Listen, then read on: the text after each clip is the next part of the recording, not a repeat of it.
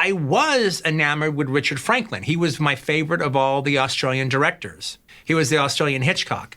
And I had seen his film Road Games. I even saw one of his sex films. And Road Games, to this day, is my favorite Australian film. Not just horror film, my favorite Australian film.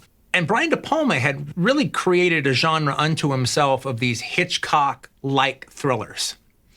And Road Games was the best non-De Palma Hitchcock-like thrillers in the 80s. And there was a lot of Hitchcock-like thrillers. And I met Richard Franklin. I interviewed Richard Franklin, who I was a big fan of. He was the Australian Hitchcock. I was a huge fan of Road Games. Great and movie. I interviewed him on this, not on the set. I interviewed, he had just shot the movie.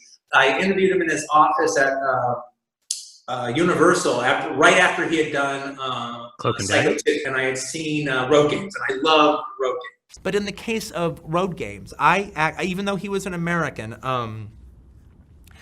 I think Everett de Roche is the best of the Australian film screenwriters. He is your Cornell Woolrich. He was your Elmore Leonard. He was your Hitchcock to some degree or another, even more than maybe, say, Richard Franklin, who I love and adore. He wrote some really, really terrific scripts, and I actually think Road Games is, hands down, his best script. You know, I think you could remake it tomorrow, and there's actually no reason to remake it, but except for the fact that that script is so good.